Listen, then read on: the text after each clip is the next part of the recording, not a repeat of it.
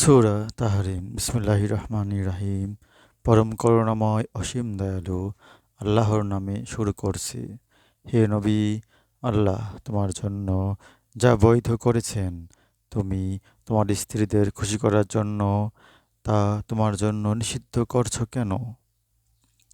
আল্লাহ ক্ষমাশীল, দয়াময়। আল্লাহ তোমাদের শপথ হতে মুক্তি লাভের ব্যবস্থা করেছেন। আল্লাহ তোমাদের সহায়, তিনি সর্বজ্ঞ প্রজ্ঞাময়। স্মরণ করো, নবী তার স্ত্রীদের একজনকে গোপনে কিছু বলেছিল। পরে তার সেই স্ত্রী তা অপরের কাছে প্রকাশ করল এবং আল্লাহ নবীকে তা জানিয়েছিলেন। তখন নবী তাকে কিছু বলল এবং কিছু বলল না। নবী যখন তাকে জানালো, তখন সে বলল, কে আপনাকে এটি জানিয়েছে? নবী বলল, তিনি যিনি সর্বজ্ঞ, সম্যক অবগত।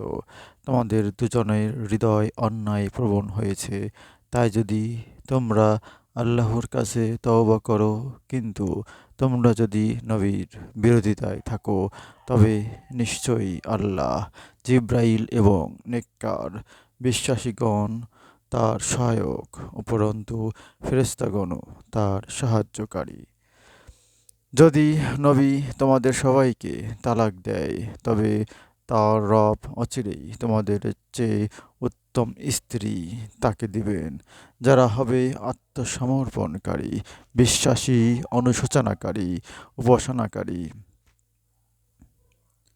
রোজাব্রত পালনকারী, অকুমারী এবং কুমারী। হে বিশ্বাসীগণ, তোমরা নিজেদের এবং পরিবার বর্গকে অগ্নি হতে রক্ষা করো, যার ইন্ধন হবে মানুষ ও পাথর, যার নিয়ন্ত্রণ ভার রয়েছে নির্মম কঠোর ফেরেশতাগণের ওপর, যারা আল্লাহর আদেশ অমান্য করে না এবং যা করতে আদিষ্ট হয় তাই করে।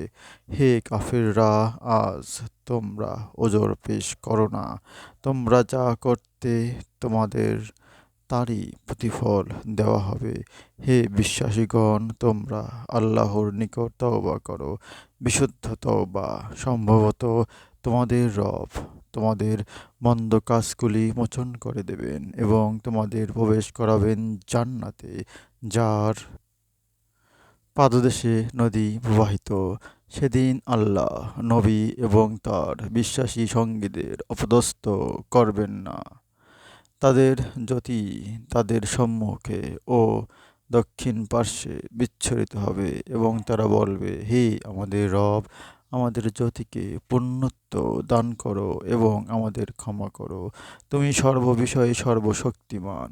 হে নবী, কাফের ও মুনাফিকদের বিরুদ্ধে সংগ্রাম করো এবং ওদের প্রতি কঠোর হও। ওদের আশ্রয়স্থল জাহান্নাম, তা কত নিকৃষ্ট প্রত্যাবর্তন স্থল। আল্লাহ কাফেরদের জন্য দৃষ্টান্ত উপস্থিত করেছেন।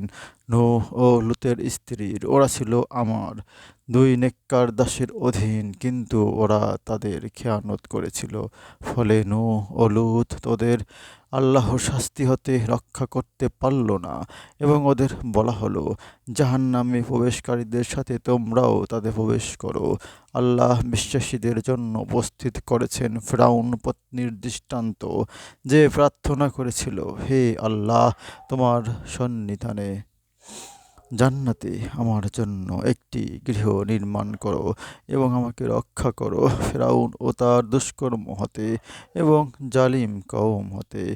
আরও দৃষ্টান্ত, ইমরান তনয়া মরিয়মের, যে সতীত্ব রক্ষা করেছিল, ফলে আমি তার মধ্যে আমার রূহ ফুঁকিয়েছিলাম এবং সে তার রবের বাণী ও তার নিদর্শনাবলী বাস্তবায়িত করেছিল। সে ছিল অনুগতদের একজন। সূরা তাহরিম আয়াত 1 থেকে 12। আল্লাহ পাক আমাদের কোরআন বুঝে পড়ার তৌফিক দান করুন। আমিন।